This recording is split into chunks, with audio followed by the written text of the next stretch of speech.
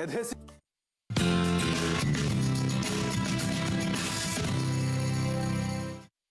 नमस्कार, स्वागत है आपका फायदेमंद फंड्स में। और आज एक और नए फंड और फंड मैनेजर से आपकी मुलाकात होगी और ये समझने की कोशिश करेंगे कि उस फंड में अगर आप निवेशित हैं या आप निवेश करना चाहते हैं तो उसके पीछे लॉजिक क्या है, और वो फंड मैनेजर जो उसको मैनेज कर रहे हैं उनकी क्या सोच है मार्केट के बारे में, उस फंड के बारे में, उस फंड की डिटेल के भी हम बातचीत करेंगे।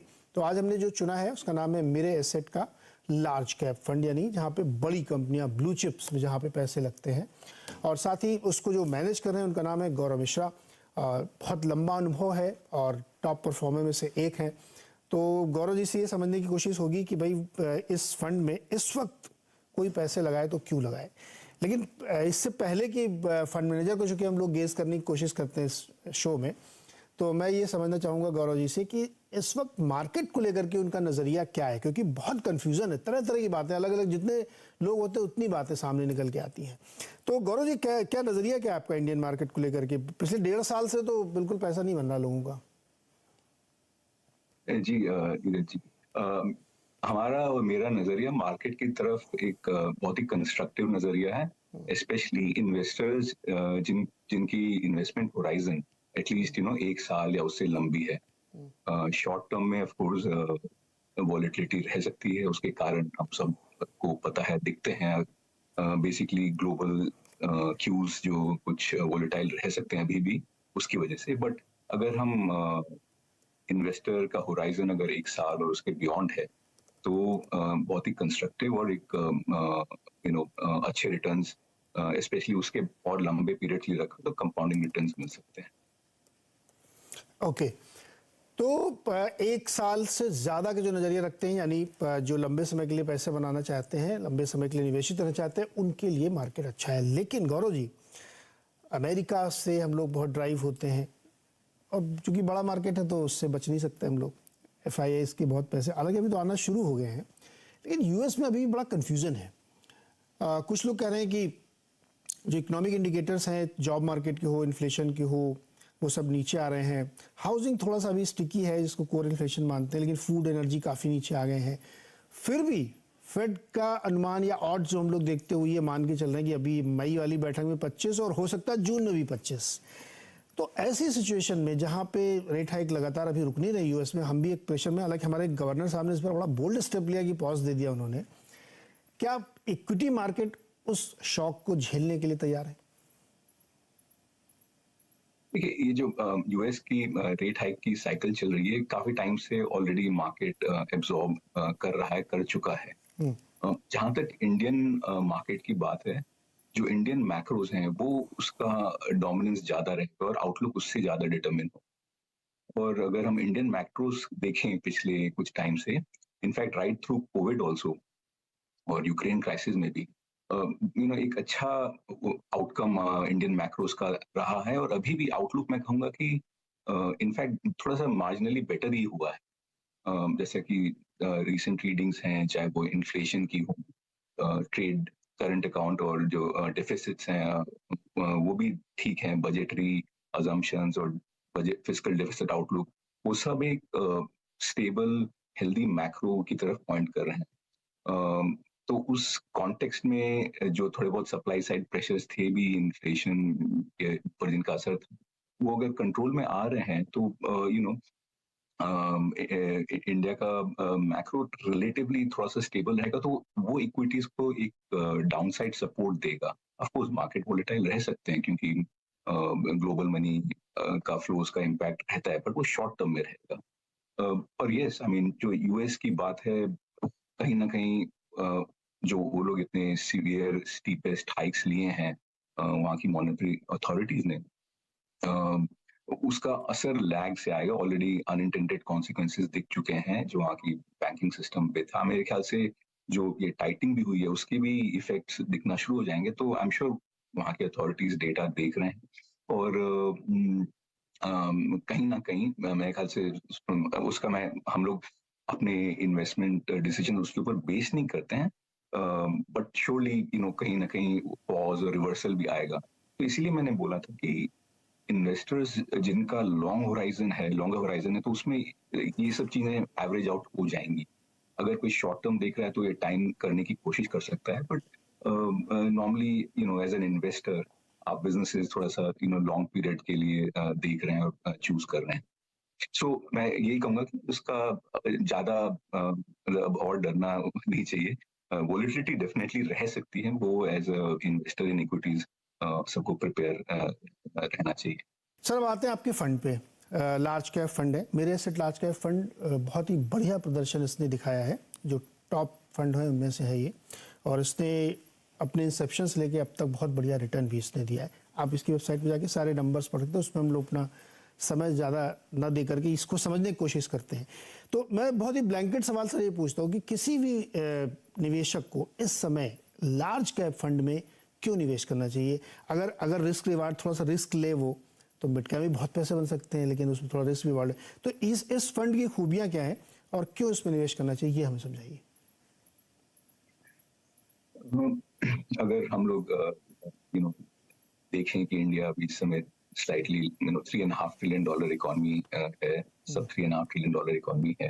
अगर मानते हैं, विश्वास है कि जो इंग्रेडिएंट्स होने चाहिए एक कंट्री को ग्रो करने के लिए, वो सब हैं इंडिया के पास।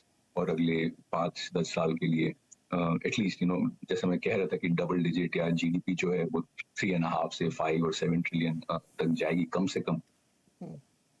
इस जर्नी में ऐसा हुआ यदि, तो जो बड़ी कंपनीज हैं, जो इंडिया की जो लार्ज कैप में typically 80% of the portfolio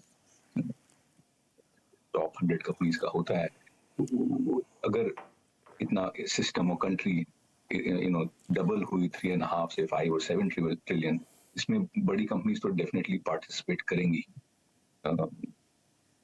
in बड़ी कंपनीज में बहुत सारे सेक्टर्स ऐसे हैं, बहुत सारी कंपनीज ऐसी हैं जिनने पिछले कुछ सालों से अपनी कॉम्पिटिटिव पोजीशनिंग इंडस्ट्री में स्ट्रेंथन नहीं की है। जैसे कि जो बैंक्स हैं, कुछ लीडिंग प्राइवेट बैंक्स, कुछ लीडिंग पीएसयू बैंक्स। और ये अगर हम देखें तो ये स्टोरी हर सेक्टर में है, चाहे वो कंज्यूमर स्टेपल्स का सेक्टर हो, कंज्यूमर डिस्क्रिशनरी का सेक्टर हो। अगर 20 साल पहले भी जाएं तो जब इंडिया एक लेस देन $1 ट्रिलियन इकोनॉमी था, तो जो उस समय की लीडिंग कंपनीज जो वेल मैनेज, सब नहीं बट काफी जो वेल मैनेज हैं, जिनकी मार्केट में कॉम्पिटिटिव स्ट्रेंथ्स हैं, तो उनने इस पूरे पीरियड में नॉट एवरी ईयर, मतलब एक एस्केलेटर जैसे नहीं, but trending over the period superior returns दिए हैं। जब इंडिया भी खुद एज ए कंट्री डबल करेगा, तो जो लार्ज कैप की कंपनीज हैं, इसमें काफी सारी, सब नहीं ऑफ कोर्स, बट काफी सारी जो है ये इसमें पार्टिसिपेट करेंगी। बैंकिंग तो एक एग्जांपल है, बट अदर सेक्टर्स भी डिस्क्रिशनरी में जो लीडिंग, जो अच्छी कंपनी होने लगती है, वो थोड़ी सी उनकी size depending on off course कि उनका टोटल एड्रेसेबल मार्केट कितना है, बट टिपिकली जो लीडिंग कंपनी, चाहे वो होम बिल्डिंग में हो, चाहे वो वाइट गुड में हो, चाहे इलेक्ट्रिक, वो सब ये टॉप 100 कंपनीज में आने लगती हैं। और इसलिए उनके बिजनेस मॉडल्स प्रूवन जैसे हो जाते हैं, रेजिलिएंट एंड प्रूवन। तो अगर वोलेटिलिटी भी रहती है तो लार्ज कैप में थोड़ी सी कम रहती है। अगर आप हर इंडेक्स का फेटेलिटी देखें कि कितनी कंपनीज हर साल उस इंडेक्स से नीचे जा रही हैं, तो सबसे कम लार्ज कैप में ही होता है। तो एक तरीके से डाउन साइड थोड़ा कम रहता है। और अगर इंडिया ग्रोथ स्टोरी पे इन्वेस्टर्स को विश्वास है, हमको है, मुझे है, तो वो पार्टिसिपेट करने का भी मौका रहता है लार्ज कैप के। गौरव, अभी भी आप लोगों का फोकस क्या बैंकिंग सेक्टर में ज्यादा है, बैंक एंड फाइनेंस में? देखिए, हम लोग का स्टॉक सिलेक्शन बॉटम अप होता है। जो भी at any given point of time circumstances हैं, आउटलुक है सेक्टर का और इंडिविजुअल फर्म्स का, उसके हिसाब से स्टॉक्स की वेट्स बिल्ड होती हैं। इस समय यस, ऐसा है कि बैंक्स का बॉटम अप बेसिस पे जो आउटकम आ रहा है सेक्टोरली, हम लोग ओवरवेट हैं।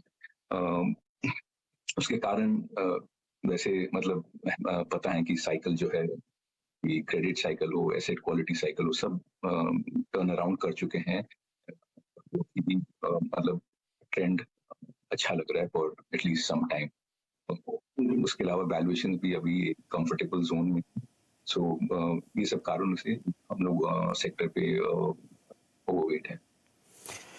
बावजूद इसके कि ब्याज दरें बहुत ज़्यादा बढ़ रही हैं और अगर कटेंगी नहीं तो कम से कम सस्टेन करेंगी, प्राइवेट कैपेक्स बहुत ज़्यादा सर हो नहीं रहा है, केवल सरकारी ज़्यादा ही हो रहा है, फिर भी जी हाँ, क्रेडिट ग्रोथ बहुत बहुत सारे सेक्टर से आ रहा है। केपेक्स एक है, उससे एटलीस्ट हमको भी ज्यादा वो नहीं है इस समय उम्मीद की बहुत कस के रिबाउंड करेगा। बट जो बाकी सेक्टर्स हैं, चाहे वो रिटेल और स्पेशली एमएसएमई, उस टाइप्स और उन सब कैटेगरी से एक डिसेंट हेल्दी ग्रोथ आना चाहिए। ऑफ कोर्स लास्ट ईयर एक लो बेस से काफी स्ट्रॉन्ग ग्रोथ आया था, थोड़ा सा मॉडरेट करेगा, बट स्टिल जो डबल डिजिट्स में आना चाहिए। और क्योंकि बैंक की बैलेंस शीट्स, एसेट क्वालिटी, ये सब बिल्कुल अच्छे हैं इस समय, तो इसमें मेरा समझना है कि स्पेशली जो अच्छे बैंक्स हैं, वेल लेड, जिन लोगों ने अपनी टेक्नोलॉजीज और नेटवर्क्स में इन्वेस्टमेंट्स किए हैं इस पीरियड में, उनको इसमें ज्यादा फायदा होगा। तो ग्रोथ थोड़ी सी पहले से मॉडरेट होगी, बट जो अच्छे बैंक्स होंगे वो सिस्टम से बेटर ग्रो करेंगे और मोर प्रॉफिटेबली ग्रो करेंगे, तो वहां पर रिटर्न्स ठीक रहेंगे। ओके। अच्छा, इस समय क्रॉस मार्केट कैप आपने क्या डिस्ट्रीब्यूशन किया है, एलोकेशन किया है, ये बताइएगा। और जो टॉप होल्डिंग है आपकी वो अंडर परफॉर्मर है सर? यस, पहले तो लार्ज कैप है तो इसमें 80% प्लस लार्ज कैप में होनी चाहिए। इस समय करीबन 85 से थोड़ा सा ऊपर होगा, क्योंकि पिछले 5-6 क्वार्टर से फाइनेंशियल्स में वेट्स और बढ़े हैं, और वो बेसिकली लार्ज कैप बैंक्स में वेट्स बढ़े हैं, इसलिए स्मॉल कैप बहुत ही छोटा फ्यू परसेंटेज पॉइंट है, जो बाकी 10-12% होगा वो मिड कैप होगा। जो आपका सेकंड क्वेश्चन था कि जो हमारा टॉप वेट एक्चुअली बैंक है, प्राइवेट बैंक इंडिया का, and I think depending on आप क्या टाइम फ्रेम देख रहे हैं, एक टाइम था अबाउट 8-9 महीने पहले जब हम लोग अंडर वेट थे उस नाम पे, मार्केट में वोलेटिलिटी हुई तो उसमें हम लोग ने वो वेट बढ़ाए हैं और वो वेट ले गए, और एक्चुअली वहां से तो बेंचमार्क से काफी सुपीरियर रिटर्न्स उस पोजीशन ने दिया है। ओके, वो नाम लोगों को मालूम होगा, हम लोग यहाँ नहीं लेते हैं रिस्ट्रिक्शन की वजह से, लेकिन आप उसको देख के समझ सकते हैं कि उस पे ग्रुप। यस तो वो बड़ी इंटरेस्टिंग स्टोरी है और बहुत बहुत चर्चा होती है उसकी कि उस पे क्या व्यू रखना चाहिए। दूसरा, आईटी सेक्टर में बेलवेदर्स के रिजल्ट्स आने शुरू हो गए हैं और उनकी कमेंट्री बड़ी वीक है सर, और नतीजे भी कुछ खास नहीं आ रहे हैं। क्या ये एक चिंता का कारण होना चाहिए सेक्टोरली भी और मार्केट के मूड सेंटिमेंट के लिए भी? नहीं, मेरे समझ से ऐसा नहीं है, क्योंकि जैसा बैंक्स जो हैं बेसिक जो आईटी सेक्टर, उनके बिगेस्ट क्लाइंट्स यूएस में, सो इसमें तो ये एक्सपेक्टेड मार्केट के अजम्पशंस में भी है कि यूएस का जो इकोनॉमी और जो वहाँ कॉर्पोरेट सेक्टर का आउटलुक है उसके ऊपर आईटी सेक्टर का भी थोड़ा सेंटिमेंट चेंज होता रहता है। तो इसलिए ये ब्रॉडली नोन है जो भी हो रहा है आईटी सेक्टर में। तो overall rest of the market पे कुछ ज्यादा मेरे ख्याल से असर नहीं पड़ना चाहिए। और जहां तक आईटी सेक्टर खुद बात रही, सेक्टर एक बहुत ही हेल्दी प्रॉफिटेबल सेक्टर है, बहुत अच्छे इसके बिजनेस कैरेक्टर हैं। कुछ सालों से कोविड से पहले थोड़ा ग्रोथ अनसर्टेनिटी भी थी, बट कोविड के बाद जो दुनिया में डिजिटाइजेशन और क्लाउड और सब माइग्रेशन हो रहा है, वो अभी भी जर्नी 25-40% हुई है। तो क्योंकि वहाँ यूएस में थोड़ा सा रिसेशन और सबकी स्लो डाउन के चांसेस हैं, तो कॉर्पोरेट बिहेवियर कैसा रहेगा वहाँ पर, उसकी अनसर्टेनिटी की वजह से ये सेक्टर हो सकता है थोड़ा सा वोलेटाइल रहे। बट बिजनेस खुद काफी अच्छे हैं, इनकी स्ट्रेंथ्स प्रूवन है, और ये स्किल सेट्स को दुनिया की जरूरत है। सो आई थिंक थोड़ा बहुत यस कुछ पीरियड के लिए अनसर्टेनिटी रह सकती है, वोलेटिलिटी रह सकती है, बट बियॉन्ड दैट इंडस्ट्री की ग्रोथ भी रिबाउंड क्या इस मौके का फायदा उठाएंगे आप?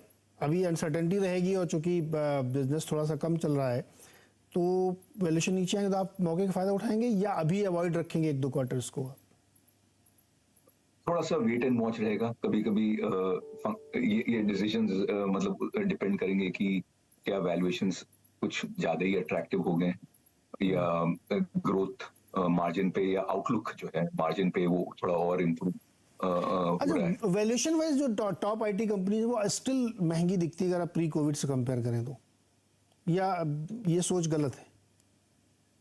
नहीं, थोड़ा सा नॉर्मलाइज करना पड़ेगा क्योंकि प्री कोविड से अब तक 2-3 चीजें का फर्क है। एक तो जो लीडिंग आईटी कंपनीज हैं, प्रायर जो एवरेजेस हम लोग देखते हैं उनके वैल्यूएशंस का, उसमें और अब में फर्क ये है कि जो लीडिंग आईटी कंपनीज हैं इन लोगों ने अपने जो फाइनेंशियल पे आउट पॉलिसीज हैं वो काफी एक इम्प्रूव की हैं, तो उससे डेफिनेटली थोड़ा सा री रेटिंग का वो स्कोप रहता है।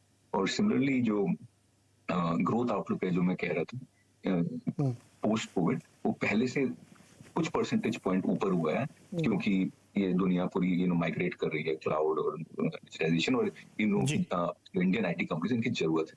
तो मैं नहीं कहूंगा कि वैल्यूएशंस मतलब कोई बहुत ज्यादा एक्सपेंसिव है।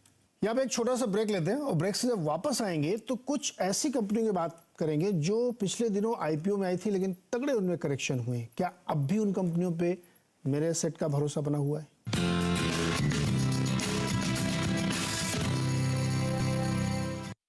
स्वागत है एक बार फिर से आपका फायदेमंद फंड्स में, और आज हम बातचीत करें मेरे सेट के लार्ज कैप फंड के बारे में गौरव मिश्रा से, जो इसके फंड मैनेजर हैं। और हमने कहा था कि हम कुछ ऐसी कंपनियों के बारे में भी बातचीत करेंगे जो इनके पोर्टफोलियो में है, आईपीओज में आए थे, काफी करेक्शन हुआ, फिर भी बने हुए हैं, क्यों बने हुए हैं, इस पर बातचीत करेंगे। आपके पोर्टफोलियो में 2-3 कंपनियां ऐसी हैं जो पिछले 2 साल के अंदर जिनके आईपीओज आए थे और वो बहुत ही एक्स्ट्रा ऑर्डिनरी महंगी कंपनियां थी, वो टूट टाट के 1/4 प्राइस पे, 1/3 प्राइस पे आ गई हैं।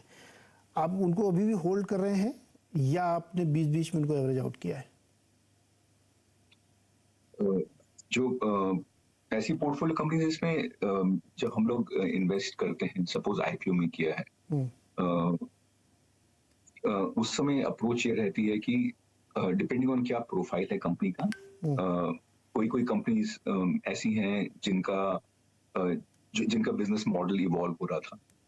हम लोग को थोड़ा सा कंफर्ट था कि जो ये एड्रेसेबल मार्केट्स हैं, जो अल्टीमेट बिजनेस कैरेक्टर बन सकता है इन फर्म्स का, अगर ये सक्सेसफुल रही तो रीजनेबली प्रॉफिटेबल बिजनेसेस अपने आप में बन सकते हैं। ऑफ कोर्स और भी क्वालिटेटिव पैरामीटर्स रहते हैं, जैसे कि कंपनी की उस इंडस्ट्री में पोजीशनिंग, स्ट्रेंथ क्या है, तो वो सब देखते हुए थोड़ा सा एक्सपोजर लेते हैं। फिर ये अप्रोच रहती है कि देखें कैसा वो परफॉर्म कर रही हैं, कैसे एग्जीक्यूट कर रही हैं मार्केट, और उसका एनवायरनमेंट कैसे इवॉल्व हो रहा है।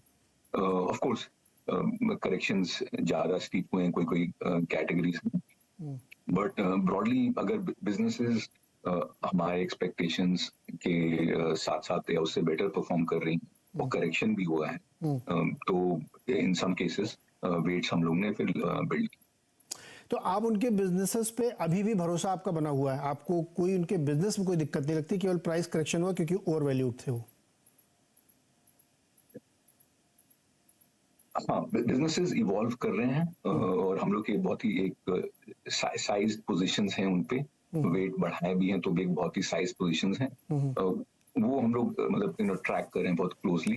बट जो अभी तक इवोल्यूशन हुआ है उनका, वो चाहे वो ब्रेक इवन से आगे या उससे ऊपर कितना और ग्रोथ मार्जिन सबका कॉम्बिनेशन देखते हुए ब्रॉडली सैटिस्फैक्टरी है। कहीं कहीं कुछ ऐसा भी हो सकता है कि थोड़ा सा डाइवर्सिफिकेशन होने लगा, तो फिर हम लोग वेट एंड वॉच पे रखते हैं, और वहां पर भी कम्युनिकेशंस मैनेजमेंट के आते हैं पब्लिक डोमेन, तो उसको सब देखते हुए फिर अपना उसमें स्टेप्स लेते हैं। ऐसा भी है कि ग्लोबली ये थोड़े से जो कुछ बिजनेसेस ऐसे भी थे कि जहां पर ग्लोबली सेंटिमेंट्स बहुत वीक हुए हैं, इसलिए उसके साथ साथ भी इनकी परफॉर्मेंस डाउन रही है। बट ब्रॉडली हम लोग उसको फंडामेंटल्स पे देख रहे हैं कि अगर जी। एग्जीक्यूशन कैसा चल रहा है और फिर वैल्यू उसके हिसाब से, अगर ये अपना ठीक ठाक निकल के आए तो क्या वैल्यू बननी चाहिए, उसके हिसाब से अगर प्राइस कंफर्टेबल है तो हम लोग उसमें पोजीशन में रहते हैं। Okay, so I really appreciate you speak up about these companies and still have a faith. गौरव, बहुत मज़ा आया आपसे बात करके, और इस पूरे जो ये फंड है जिसके बारे में हमने डिस्कस किया, मेरे सेट का जो लार्ज कैप फंड है, वो ऐसे मौक़ों पे जब बाज़ार में बहुत अनसर्टेनिटी हो या वीकनेस दिखे तो फ़ायदा उठाना चाहिए, जो हमें बहुत अच्छे से गौरव ने एक्सप्लेन किया। और उन सवालों को भी मैंने पूछा जो आप इनके पोर्टफोलियो देख के आपके मन में ज़रूर आते होंगे कि ये स्टॉक क्यों है। उम्मीद करते हैं कि आप लोग इसको और अच्छे से पढ़ेंगे, और अगर आपका निवेश करने का मन करता है तो आप मेरे सेट के इस लार्ज कैप फंड में पैसे लगा भी सकते हैं। अपनी पढ़ाई लिखाई करिए और लोगों से राय लीजिए। गौरव, बहुत बहुत शुक्रिया, बातचीत करके मज़ा आया। हम लोग फिर किसी दिन मिलेंगे। बहुत बहुत शुक्रिया। Thank you.